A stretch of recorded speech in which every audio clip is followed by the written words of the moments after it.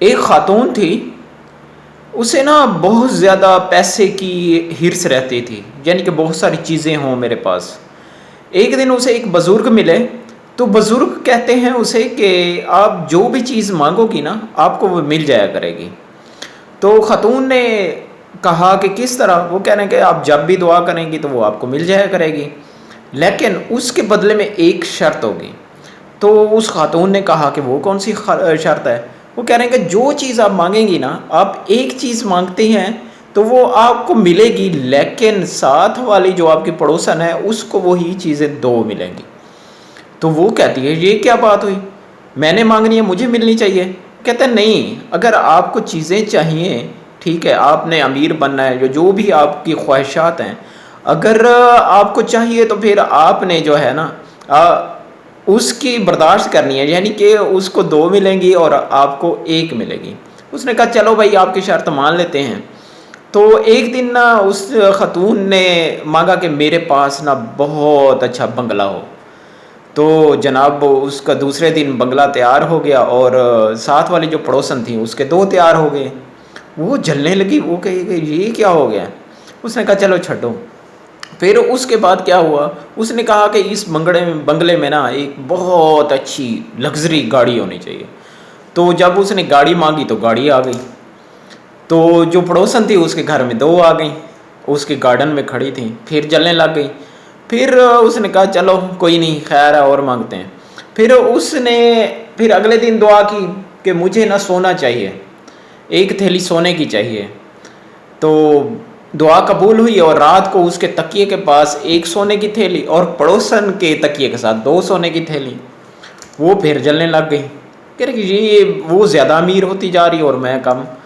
پھر اس نے اس کو بھی اگنور کیا، لیکن دل میں نا بہت زیادہ جل رہی تھی۔ اب کیا ہوا کہ اس نے دعا کی کہ میں بہت زیادہ نا خوبصورت ہو جاؤں۔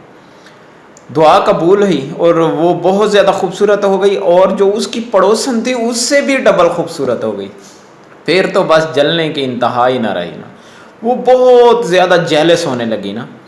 اب اسی طرح ہوتے ہوتے جناب اس کے پاس بہت ساری چیزیں ہو گئی، لیکن پڑوسن کے ساتھ پاس ڈبل چیزیں ہو گئیں۔ پھر اس نے کہا کیوں نہ اس کا نا کوئی انتظام کیا جائے، اس کو جو ہے نا کوئی نہ کوئی سبق سکھایا جائے۔ پھر اس نے دعا کی کہ میرے باغ میں کنواں کھود دیا جائے، ایک کنواں کھود دیا جائے۔ اس کے باغ میں ایک کنواں کھود دیا گیا، اور جو پڑوسن تھی اس کے باغ میں دو کنویں۔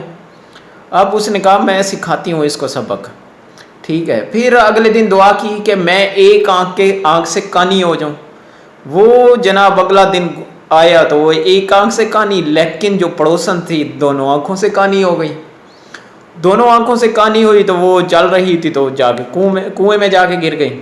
دوستو آپ نے کہانی تو سنی، لیکن اس کا ایک ہمیں سبق ملتا ہے، وہ یہ ہے کہ ہم اپنے اڑوس پڑوس میں نہیں دیکھتے ہیں، جو اچھا کھا رہا ہے پی رہا ہے ہم اس سے بہت زیادہ جیلس ہوتے ہیں، خود ترقی کرنے کی کوشش نہیں کرتے۔ یہ دیکھتے ہیں کہ یار ان کے پاس گاڑی ہے، جیلس ہونا، ان کے پاس زمینیں ہیں، جائیداد ہے، ہمارا ان سے جیلس ہونا، وہ اچھے کپڑے پہنتے ہیں، ہمارا جیلس ہونا، ٹھیک ہے۔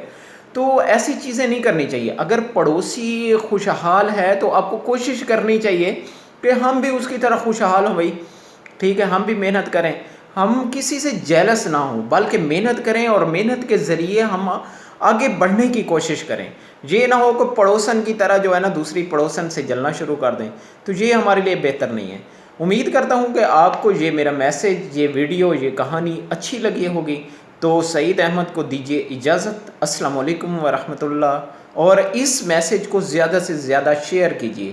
اللہ حافظ۔